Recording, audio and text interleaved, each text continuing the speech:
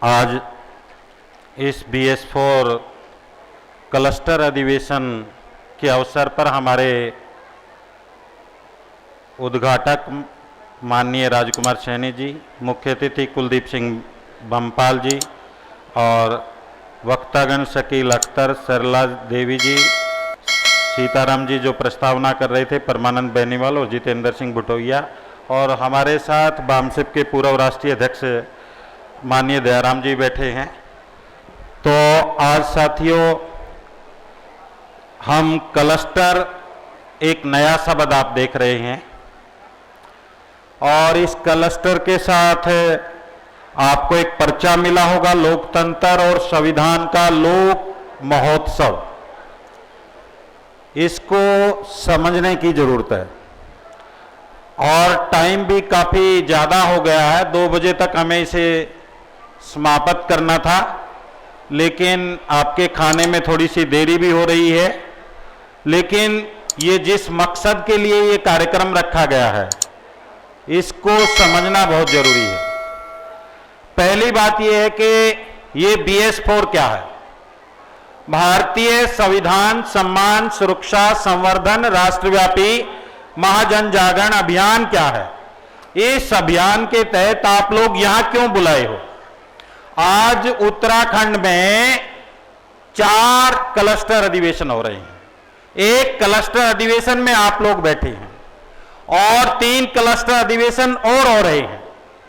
इन cluster अधिवेशन की जरूरत क्या है और इनको समझे बिना आपका ये जो कार्यक्रम है ये सार्थक नहीं होगा। आपको साथियों मालूम है 2018 में 2 घटनाएं होती हैं। एक SC/ST एक्ट के बारे में एक निर्णय आता है और तमाम शेड्यूल कास्ट के लोग सड़कों पर आ जाते हैं। और 2018 में एक घटना और होती है। 9 अगस्त 2018 को दिल्ली में भारत का संविधान जलाया जाता है। 2 घटनाओं से हम अपनी बात शुरू करेंगे कि 2 घटनाएं क्या घटनाएं हैं, इनके क्या मीनिंग है और किस चीज पर गर्व करने की बात है और क्या करने की जरूरत है। आप बड़े खुश हुए कि 2 अप्रैल को पूरा देश बंद हो गया। किसके लिए? केवल एक SC/ST एक्ट के लिए। और SC/ST एक्ट भारत के संविधान में एक बिंदु है और भारत का संविधान जला दिया गया। उसके लिए कितने लोग सड़कों पे आए, कितने लोगों ने भारत बंद किया। अब इस घटना को मैं, अभी एक ताजा घटना हुई हरियाणा में, नूह मेवात में, और हमारे प्रोफेसर डॉक्टर राजेश पाल ने नागरिक की परिभाषा आपके सामने रखी कि नागरिक क्या है और प्रजा क्या है। क्या घटना होती है वहां पर सांप्रदायिक लोग, विश्व हिंदू परिषद और बजरंग दल और गोरक्षा दल के गुंडे, सरकारी गुंडे जिन्हें सरकार अपने पैसे से पालती है, वो गुंडे और बदमाश वहां जाकर के हथियारों के साथ जाते हैं, वीडियो है उनके, और जाकर के क्या करते हैं, कहते हैं मुसलमानों के हम तुम्हारे जमाई आ रहे हैं, तुम्हारे दामाद आ रहे हैं। और वहां का प्रशासन को क्या करना चाहिए था? क्या नागरिक के नाते व्यवहार करना चाहिए था या हिंदू के नाते व्यवहार करना चाहिए था? अगर हिंदू के नाते व्यवहार किया गया तो आपका संविधान कहां रह गया? आपके संविधान जो था वो तार तार हो गया, उसकी कोई उपयोगिता नहीं बची। और आप लोग कहां बैठे रहे? क्या आप लोग पूरे देश में सड़कों पर आए? यह मैं पूछना चाहता हूं। कई लोग 2 अप्रैल की तारीफ करते हैं, तो जब आपका संविधान तार तार किया जा रहा है, जब लोग मारे जा रहे हैं, और वहां पर जो पुलिस अधीक्षक थे वरुण सिंगला जी, जिस दिन घटना होती है छुट्टी पर चले जाते हैं। क्यों चले जाते हैं? क्योंकि बनिया जाति के थे। मालूम था क्या होगा, कैसे होगा, छुट्टी भेज देती सरकार। और किस एसपी की ड्यूटी लगाते हैं? एक शेड्यूल कास्ट का पुलिस अधीक्षक दूसरे जिले से उसकी ड्यूटी लगाई जाती है, जिसको कुछ मालूम नहीं, वो वहां पोस्टेड नहीं है। और उसके बाद क्या होता है, फिर एक नरेंद्र बिजरानिया एक नए एसपी को लगा दिया जाता है, और वो क्या करता है, मुसलमानों को धड़ाधड़ उठा के जेल में डाल देता है, मुसलमान बच्चों का इनकाउंटर करता है। क्या ऐसे एसपी चाहिए? एक नागरिक के तरीके से व्यवहार करेगा या हिंदू के नाते व्यवहार करेगा? अगर हिंदू के नाते एक एसपी और डीसी व्यवहार करेगा, एक मुस्लिम है तो वो भी इस तरह का व्यवहार करेगा, ये संविधान क्या होगा? ये तार तार हो जाएगा। इस देश का क्या होगा? इसलिए हमने 2018 में जब भारत का संविधान जलाया गया तो हमने गया के बामसेप के राष्ट्रीय अधिवेशन से BS4 अभियान की शुरुआत की थी। हमें पहले मालूम हो गया था कि BS4 अभियान की जरूरत क्या है, इसको लेके जाना जरूरी क्यों है, इसको समझना जरूरी है। BS4 क्या है? भारतीय संविधान सम्मान सुरक्षा संवर्धन राष्ट्रव्यापी जन जागरण अभियान के भारत का संविधान, उसका सम्मान करो। सम्मान कैसे करोगे? क्या आप संविधान को पढ़ते हो? क्या आपके घर में संविधान है? क्या आप संविधान की पढ़ करके दूसरे लोगों से चर्चा करते हो? अगर आप संविधान को पढ़ते नहीं, आपके घर में संविधान नहीं और आप संविधान का विश्लेषण नहीं करते, तो ये संविधान का आप सम्मान नहीं कर सकते, क्योंकि आपको मालूम ही नहीं पड़ेगा कि भारत के संविधान में आपके लिए क्या लिखा है, वो क्यों लिखा है, वो कितनी मुसीबतों के बाद लिखा गया है, उसको जानने और समझने की जरूरत है। क्या उसको समझने की कोशिश की हम लोगों ने? अगर हम लोगों ने उसको समझने की कोशिश नहीं की, आपने देखा विश्व हिंदू परिषद के लोग, उनसे जुड़े लोग मंदिरों में जाते हैं, रोज राम राम सीताराम जय राम बोलते हैं ना, वो पाठ करते हैं, कभी रामायण पाठ करते, कभी गीता पाठ करते, कभी दूसरा पाठ करते हैं। क्या आप संविधान पाठ करते हो? मैं ये नहीं कह रहा उसका पाठ, मैं ये कह रहा हूं क्या आप डेली संविधान पढ़ते हो? अगर नहीं पढ़ते तो कौन दोषी है? आप संविधान को क्यों नहीं पढ़ते? आप संविधान को पढ़ के दूसरे साथियों को क्यों नहीं बताते? उसमें क्या अधिकार है क्यों नहीं बताते? उसे आपको संवैधानिक होने के नाते, इस देश का नागरिक होने के नाते किस तरह का आचरण करना चाहिए, ये क्यों नहीं सीखते? ये तमाम देश के लोगों को समझाने की जरूरत है। केवल हमें नहीं, आप लोग यहां पर जो लोग आए हैं, आप बधाई के पात्र हैं, आपका मैं आभारी हूं, लेकिन जो लोग आपके यहां नहीं आए, उनके दरवाजे पर भी जाना पड़ेगा, उन्हें भी बताना पड़ेगा कि भारत का संविधान क्या कहता है। इसलिए जब उसको पता लगेगा कि भारत के संविधान में ये चीज है, इसलिए इसका सम्मान करना चाहिए। ये इंसानियत की बात करता है, ये मानवता की बात करता है, ये सबको अधिकार देता है, चाहे हिंदू है, मुस्लिम है, सिख है, ईसाई है, पुरुष है, महिला है, छात्र है, नौजवान है, बेरोजगार है, किसान है, मजदूर है, सबको अधिकार देता है, सबकी सुरक्षा करता है। और जो संविधान हम सबकी सुरक्षा करता है, उसके साथ क्या घट रहा है? उसके साथ विश्व हिंदू परिषद और बजरंग दल के गुंडे मेवात में क्या कर रहे थे और हम लोग क्या कर रहे थे? हम लोग हाथ पर हाथ धर के टीवी देख रहे थे, क्या हो रहा है। हम लोग सड़कों पे क्यों नहीं आए? हमने मुकाबला क्यों नहीं किया? ये किसकी ड्यूटी है? इसे कौन करेगा? और सड़कों पर भी क्या बिना तैयारी के चले जाना चाहिए? उससे पहले जरूरी है तैयारी करनी चाहिए, क्योंकि कई लोग क्या बोलते राज ले लो, राज ले लो, राज ले लो, राज ले लो। राज क्या राज हथेली पर रखा है? राज लेने के लिए लोग चाहिए, लोगों का माइंडसेट चाहिए, लोगों का संगठन चाहिए। क्या आपने वो संगठन बनाया? क्या उनका माइंडसेट बनाया? अगर आपने संगठन नहीं बनाया, उनका माइंडसेट नहीं बनाया, क्या वो आपको वोट देंगे? बिल्कुल नहीं देंगे। आजमाइश करके देख लेना, देख चुकी हमारी कुछ पार्टियां। ये माइंडसेट और क्या एक दो जाति से राज आ जाएगा? उसके लिए कितनी जातियों के लोग चाहिए? हम कह रहे 85 85 85 बहुजन बहुजन बहुजन। क्या बहुजन बन पाए? क्या सारे बहुजन जुड़ पाए? कौन जोड़ेगा उनको? वो कैसे जुड़ेंगे? आज एक बात और चल रही है कि बोलो जुड़ो जुड़ो, जुड़ेंगे जीतेंगे। क्या ऐसे ही जुड़ जाएंगे? जुड़ने का कोई पैमाना होता है, जुड़ने का कोई सिद्धांत होता है, जुड़ने का कोई प्रोग्राम होता है, जुड़ने की कोई आइडियोलॉजी होती है, जुड़ने के लिए अनुशासन होता है, जुड़ने के लिए बहुत सारे पैमाने हैं। क्या उनके बिना ही जुड़ जाओगे? जुड़ भी गए तो ज्यादा लंबे समय तक नहीं जुड़े रह पाओगे, टूट जाएंगे। और टूट जाएंगे तो फिर क्या होगा? आप बिना लक्ष्य बिना उद्देश्य के नहीं जुड़ सकते। आपका लक्ष्य क्या है? आपका उद्देश्य क्या है? उसके हिसाब से प्रोग्राम क्या है?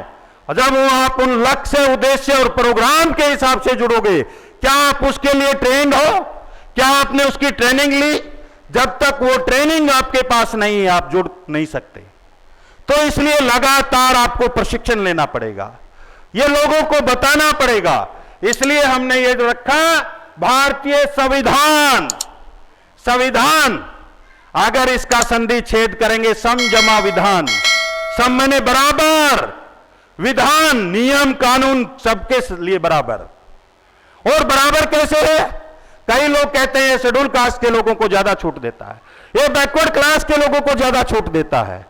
अगर एक ब्राह्मण के पास आज 10 रुपए हैं और एक शेड्यूल कास्ट के आदमी के पास 5 रुपए हैं, तो ये संविधान उस शेड्यूल कास्ट को 15 रुपए देता है और उस ब्राह्मण को 10 रुपए देता है।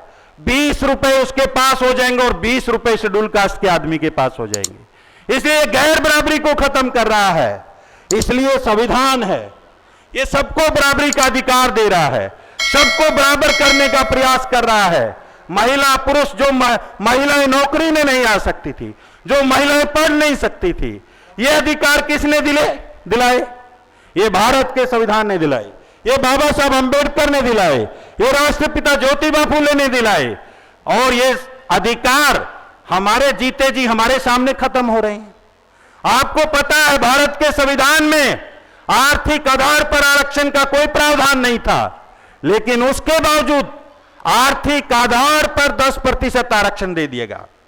और भारत के संविधान में आर्टिकल 340 के तहत ओबीसी के लिए, अन्य पिछड़े वर्ग के लिए आरक्षण, कह रहा हूं इसलिए, प्रतिनिधित्व का अधिकार था, लेकिन उन्हें दिया क्या? उनको क्यों नहीं दिया? एक कारण तो सैनी साहब ने बता दिया कि ओबीसी के लोग कहां जा रहे हैं, उन मंदिरों में जा रहे हैं, हिंदुत्व के पीछे दौड़ रही हैं। अगर वो संविधान के पीछे दौड़ते तो उन्हें अधिकार मिलते। दूसरा, इस देश की जो सरकारें रही, उन सरकारों ने कदम कदम पे ओबीसी के साथ धोखाधड़ी की। इसलिए साजिश जो है, ये साजिश बताने के लिए आज BS4 अभियान चलाया गया है। और ये साजिश कैसे पता चलेगी? जब भारत का संविधान हमारे अंदर होगा, हमारे आचरण में होगा, हमारे व्यवहार में होगा, हमारे दिल में होगा, हमारे दिमाग में होगा, तब जाकर के हमें पता, हम इसका सम्मान करेंगे। फिर है सुरक्षा। जब आपको मालूम ही नहीं कि आपके संविधान के साथ क्या क्या हुआ, कृषि के कानून लाए गए, क्या वो संवैधानिक परिप्रेक्ष्य में लाए गए? शरण कानून लाए गए, क्या आपकी राय लेगी? क्या वो जनता के हित में है या पूंजीपतियों के हित में है? क्या संविधान उसकी इजाजत देता है? क्या संवैधानिक प्रक्रिया में आए? अगर नहीं आए तो ये काम कौन कर रहा है, ये सोचना पड़ेगा। मौजूदा सरकार संविधान को तार तार कर रही है और हमारे जो सांसद और विधायक हैं, जो रिजर्व सीटों से बने हुए हैं, और मैं ये कहूंगा ओबीसी के भी जो लोग बिना रिजर्व भी हैं, उन्होंने बिना पट्टी बांधे पट्टी बांधी हुई है अपने मुंह पर। अगर क्यों बांधी हुई है? एक तो गुलाम है, दूसरा जागरूक नहीं है, तीसरा संविधान की जानकारी नहीं है। अगर ये संविधान की जानकारी हर बंदे को हो जाए, बहुजन समाज के आदमी को, और बहुजन समाज कौन है? SC ST OBC, और इनमें से जो मुसलमान बन गए, सिख बन गए, ईसाई बन गए, हम सारे मूल निवासी हैं। हम सबको इकट्ठा करना है। क्या हमने इनको इकट्ठा किया? कितनी जातियों को इकट्ठा किया? कितनी जातियों के लोगों को इकट्ठा किया? तो इसलिए हम उनको बता रहे हैं, इन सबको इकट्ठा करना पड़ेगा अगर इसकी सुरक्षा करनी है, भारत के संविधान की। अगर हम सोचेंगे कि चमार इसको कर लेंगे, वाल्मीकि इसको कर लेंगे, नहीं होगा। इसकी सुरक्षा करने के लिए पब्लिक ओपिनियन चाहिए, बहुमत चाहिए, और पब्लिक ओपिनियन को गाली देकर के नहीं खड़ा किया जा सकता, लठ मार के नहीं किया जा सकता, कन्विंस करके किया जा सकता है।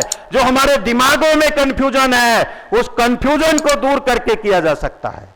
इसलिए हम भारतीय संविधान सम्मान, जब हमें पता लगेगा, सम्मान करेंगे, तो इसको बचाने की भी, इसको लागू करने की भी, क्योंकि आज तक भारत का संविधान, चाहे कांग्रेस की सरकार रही, चाहे बीजेपी की सरकार रही, चाहे दूसरी दलों की सरकारें रही, भारत का संविधान पूर्ण रूप से लागू नहीं किया गया। इसलिए हमने भारत का संविधान पूर्ण रूप से लागू करवाना है और उसका सम्मान करना है, उसकी सुरक्षा करनी है। फिर है संवर्धन, कि वो जिस लक्ष्य उद्देश्य के लिए लिखा गया भारत का संविधान, उस लक्ष्य के लिए लगातार प्रगति, उसी दिशा में और विकास और उसकी सुरक्षा लगातार, तब जाकर के हम ये जो है भारतीय संविधान सम्मान, सुरक्षा और संवर्धन कर सकते हैं। ये 2018 में हम लोगों ने शुरू किया। अब हमने इसका एक नाम दे दिया, भारतीय संविधान सम्मान, सुरक्षा, संवर्धन राष्ट्रव्यापी महाजन जागरण अभियान। हमने संगठन का नाम नहीं लिखा। आपने देखा होगा नीचे तो लिखा कि मूल निवासी संघ या राज्य कार्यकारिणी इसको आयोजित कर रही है, लेकिन हमने सभी जो राज्य कार्यकारिणी थी, चाहे मूल निवासी संघ के लोग थे, चाहे बामसेप के लोग थे, चाहे मूल निवासी कर्मचारी कल्याण महासंघ के लोग थे, चाहे वो सभ्यता संघ के लोग थे, चाहे वो विद्यार्थी संघ के लोग थे, और चाहे दूसरी संस्थाओं के लोग थे, हमने सबको यहां पर बुलाया है। आपके बीच में माननीय राजकुमार सैनी जी हैं, इनकी अपनी एक पार्टी है लोकतंत्र सुरक्षा पार्टी, इनको भी हमने यहां बुलाया। वो पूर्व सांसद रहे हैं, इसलिए बुलाया कि हम सबको इकट्ठा होना है। किस लिए इकट्ठा होना है? भारतीय संविधान सम्मान, सुरक्षा, संवर्धन जो ये मैंने बताया, इसको सुरक्षित रखने के लिए, इसका सम्मान करने के लिए, इसको लागू करने के लिए, इसके जो लक्ष्य उद्देश्य हैं उनको हासिल करने के लिए हमें इकट्ठा होना है। और केवल हमें नहीं, SC, ST, OBC के तमाम लोगों को इकट्ठा करना है। इसलिए हमने 3000 संगठनों का लक्ष्य रखा। अभी 3000 संगठनों के लोगों को हम BS4 अभियान के तहत बुलाएंगे। दूसरा, हम लोगों ने अभी प्रथम फेज में 150 क्लस्टर कन्वेंशन करने का निर्णय लिया है। बहुत बड़ी बात है। 150, कहीं 2 जिलों के क्लस्टर है, कहीं 3 जिलों के क्लस्टर है।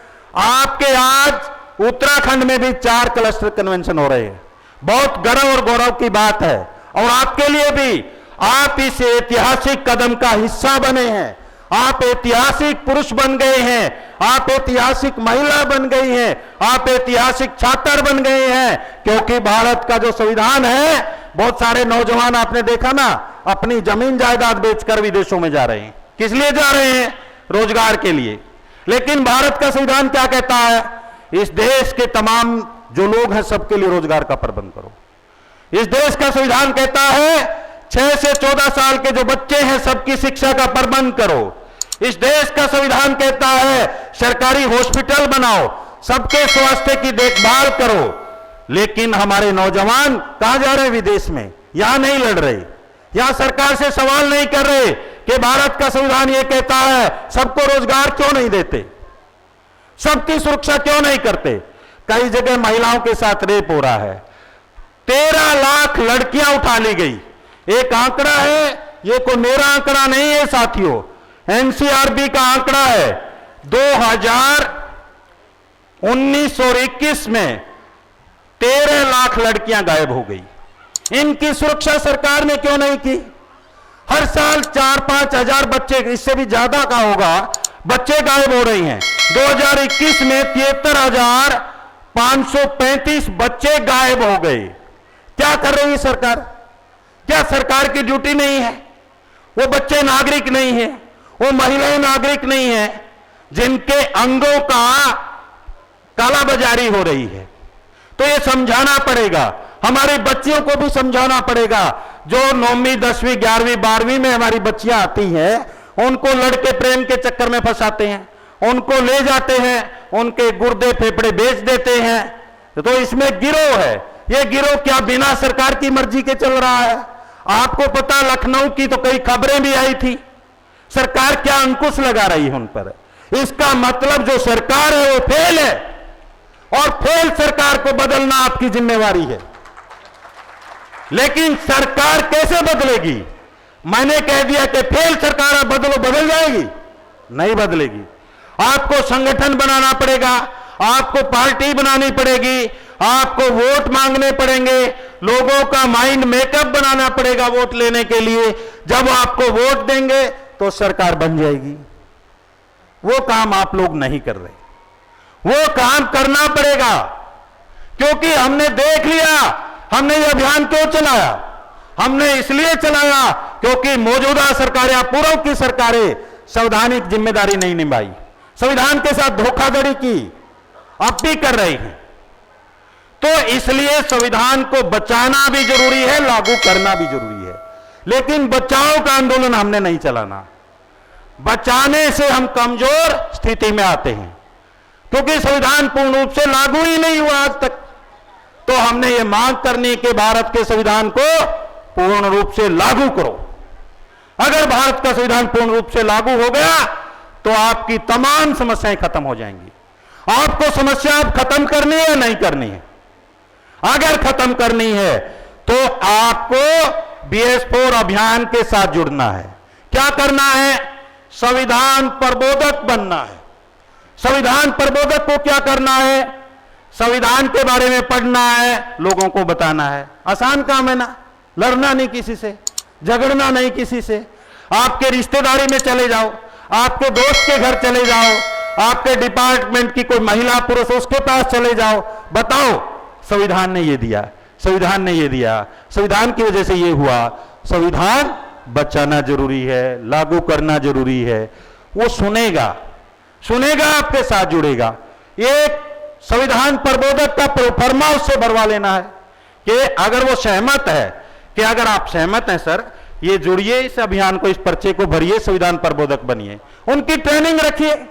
और उसके लिए भी हमने बुकलेट छाप दी कि आपको दैनिक संविधान प्रबोधन सभा करनी है। डेली डेली आपको अपने किसी दोस्त मित्र के घर जाना, पड़ोसी के घर जाना है, 2 घंटे संविधान की चर्चा करनी है। अगर 2 घंटे नहीं कर सकते, 1 घंटा कर लो। और जो 1 घंटा भी नहीं कर सकते, वो संडे को कर लो। आपको 2 घंटे संविधान के ऊपर चर्चा करनी है। केवल संविधान में आरक्षण ही नहीं है। बहुत सारे लोग बोलते हैं संविधान से आरक्षण मिला, आरक्षण आरक्षण आरक्षण। रिप्रेजेंटेशन है वो, रिजर्वेशन अलग है। रिप्रेजेंटेशन के हिसाब से हम उसकी बात कर रही हैं। रिप्रेजेंटेशन क्या होता है? हमारी बहन इधर सुप्रीम कोर्ट के निर्णयों के बारे में बता रही थी, लेकिन मैं वो नहीं बता पाऊंगा समय की, क्योंकि समय कम है। रिप्रेजेंटेशन क्या होता है? एक बाप के अगर 4 बेटे हैं, बाप की संपत्ति चारों में बंट जाती है। ये रिप्रेजेंटेशन है, ये प्रतिनिधित्व है, ये हिस्सेदारी है, ये भागीदारी है। अगर ये बाप बेईमान हो, ये 2 को कुछ भी हिस्सा ना दे और 2 को सब कुछ दे दे, इनका हिस्सा मार के भी इनको दे दे, जो फालतू मिले वो आरक्षण होता है। क्या आपको फालतू मिला? नहीं मिला। इसलिए संख्या के अनुपात में कोई चीज मिलती है, वो क्या है? हिस्सेदारी है, भागीदारी है। संख्या के अनुपात से कोई चीज कम मिलती है, वो क्या है? हकमारी। अगर संख्या के अनुपात में आपका हिस्सा है, आपका अधिकार है, वो आपको नहीं मिल रहा, तो क्या हुआ? आपके हक मारे गए। और आपकी जो हिस्सेदारी बनती है, अगर उससे भी फालतू मिले और अगड़ों के बराबर ले जाया जाए, तो ये आरक्षण है, ये नहीं मिला। तो ये लोगों को बताना है, समझाना है कि भाई BS4 अभियान क्या है, और इसमें आपको डेली 2 घंटे चर्चा करनी है। और उसमें जो लोग इंटरेस्ट लेंगे, उनकी एक दिन सप्ताह के दिन, संडे के दिन या छुट्टी के दिन इकट्ठा बुला लेना है, वहां और ज्यादा चर्चा करनी है। फिर उसमें और ज्यादा इंटरेस्ट लेंगे जो लोग, उनको महीने के अंदर मासिक गोष्ठी करनी है संविधान के ऊपर। आप किसी संगठन, किसी पार्टी के, किसी के भी हो, इस बात से हमें कोई मतलब नहीं। आपको संविधान का प्रचार प्रसार करना है इस अभियान के साथ जुड़ करके, लोगों को बताना है ये काम आप कर सकते हो। फिर आपको देखना है, समझाना है भारत का संविधान लागू होने से पहले क्या स्थिति थी, भारत का संविधान लागू होने के बाद क्या स्थिति हुई, अब क्या स्थिति है, आपको किस स्थिति क्या होनी चाहिए, संविधान कैसे बना, ये तमाम जो पॉइंट है आप इन पर चर्चा कर सकते हैं। और इनको साथियों जब आप चर्चा करेंगे तो निश्चित रूप से लोकतंत्र का महत्व बढ़ेगा। और लोकतंत्र का 7वीं की किताब है एनसीईआरटी की, झारखंड की भी किताब आपको उत्तराखंड में भी होगी, हरियाणा में भी किताब है, उसमें लिखा है, 7वीं में लिखा लोकतंत्र का मतलब क्या है। 7वीं में बच्चा पढ़ लेता है लोकतंत्र क्या है। लोकतंत्र का अर्थ होता है जनता का शासन। क्या जनता का शासन देश में है? और अगर नहीं है तो इसके लिए नरेंद्र मोदी दोषी है या जनता दोषी है? जनता दोषी है। कुछ लोग कह रहे हैं ईवीएम में गड़बड़ कर लेता है, इसके लिए भी नरेंद्र मोदी दोषी है, इलेक्शन कमीशन दोषी है या जनता दोषी है? अगर ये गड़बड़ हो रही है, जनता को आइडेंटिफाई करना चाहिए, उसका विरोध करना चाहिए। और क्या जनता की वो सुनेंगे नहीं? अगर पूरे देश की जनता लामबंद हो गई, क्या नरेंद्र मोदी इस बात को नहीं मानेंगे? क्या इलेक्शन कमीशन और जो भी चीफ हमारे इलेक्शन के हैं, क्या वो नहीं मानेंगे? माननी पड़ेगी, लेकिन कब मानेंगे?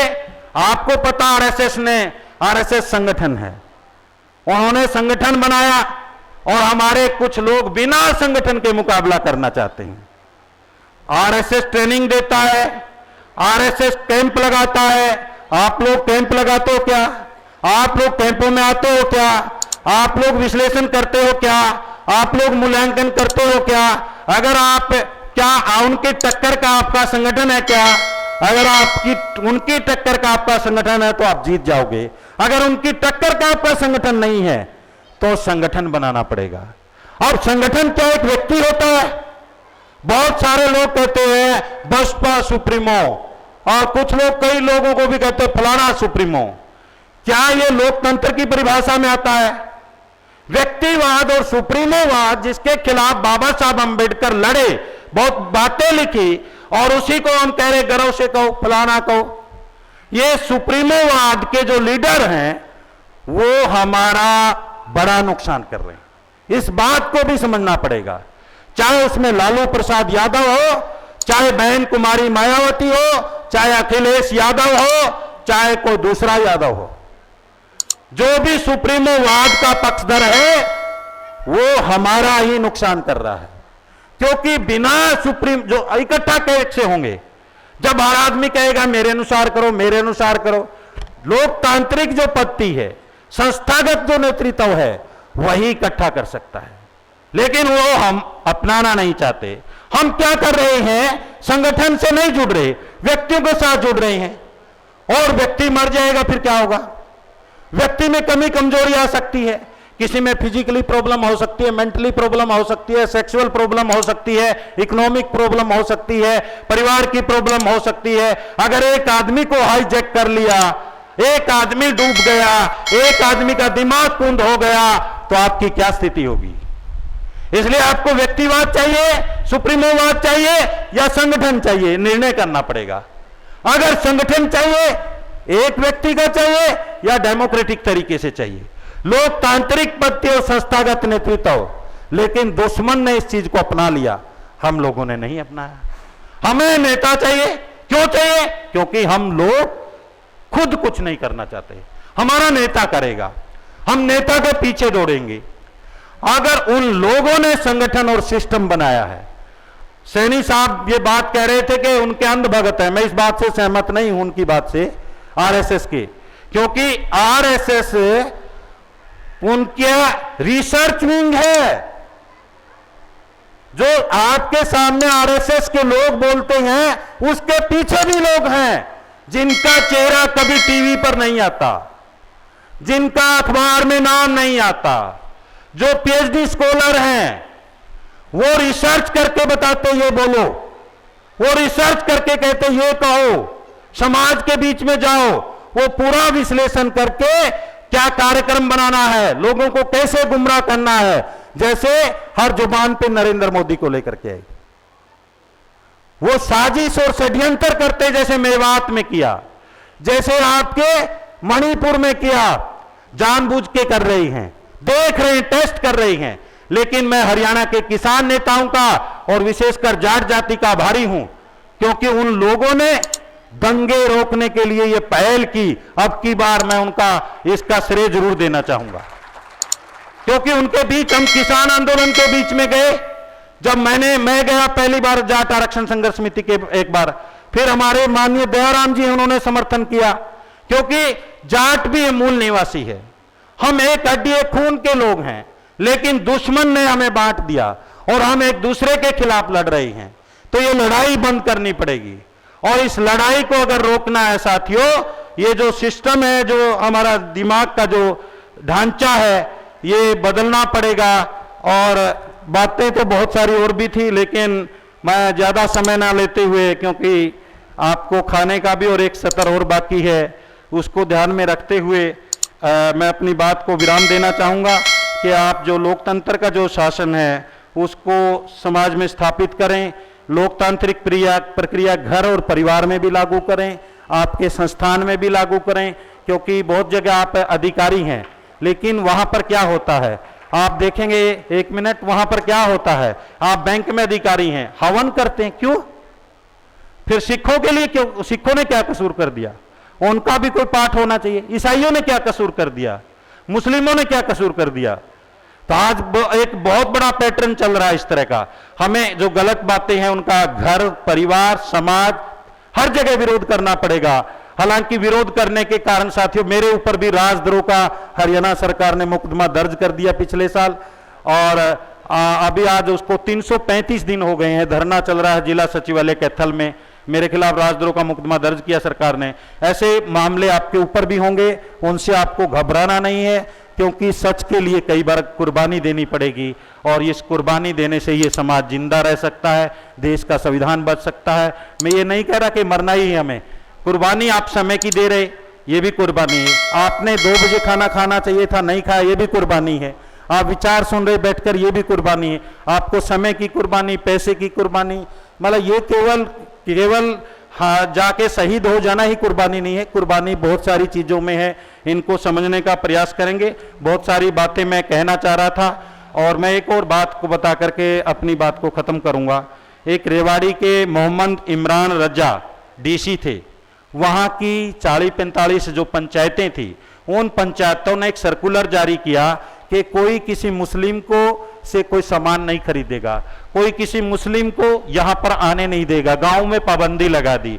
उस डीसी साहब ने एक सर्कुलर जारी किया कि आपने पंचायत एक्ट के किस अधिकार के तहत ये पाबंदी लगाई। उसकी हरियाणा सरकार ने उस डीसी का ही तबादला कर दिया। एक एडीजीपी थी कला रामचंद्रन, उसने एक न्यूज चैनल के खिलाफ एक्शन लिया जो गलत चीजें दिखा रहा था, उसका भी तबादला कर दिया गया।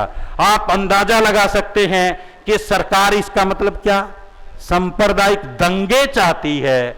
और हमारे अधिकारी अगर कोशिश करते हैं, जनता कोशिश करती है, तो उसके पीछे उनका तबादला कर दिया जाता है। तो हमें भाईचारा बनाना पड़ेगा, और भाईचारा केवल एक जाति से नहीं, जो तमाम जातियां SC ST OBC की जो जाति जो टुकड़े टुकड़ों में बंटी हुई हैं, उन सारे टुकड़ों को इकट्ठा करके एक शक्ति निर्माण करनी है। जब एक शक्ति निर्माण करनी है, सोच समझ के साथ निर्माण करनी है, तो आप इस देश पर कब्जा कर सकते हो। ये देश आपका अपना हो सकता है, अपने दिल दिमाग से हो सकता है, आपके संविधान से हो सकता है। आपके संविधान की जो उल्लंघना हो रही है तब नहीं होगी। इन्हीं बातों के साथ आपसे रजा चाहता हूँ। आपने मुझे बुलाया, मौका दिया और मेरी बात को सुना, आपका बहुत बहुत धन्यवाद। जय भीम, जय मूल निवासी, जय संविधान। मैं 2 नारे लगाऊंगा आपके साथ, क्योंकि इसका कार्यक्रम का उद्देश्य तभी सफल होगा, ये घर घर जाना चाहिए।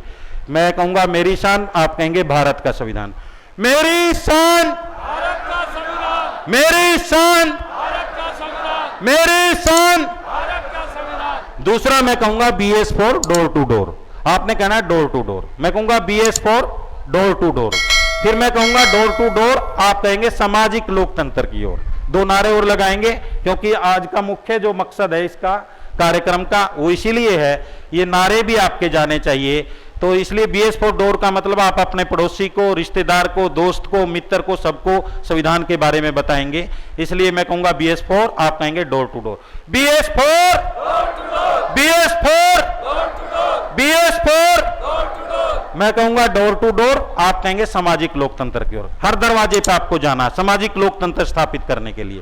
डोर टू डोर, सामाजिक लोकतंत्र की ओर, डोर टू डोर, सामाजिक लोकतंत्र की ओर, डोर टू डोर। सामाजिक लोकतंत्र की ओर। आप सभी का बहुत बहुत धन्यवाद। जय भीम, जय मौलवी, जय संविधान। MNT न्यूज़ नेटवर्क को सब्सक्राइब करें, लाइक और फॉलो करना ना भूलें।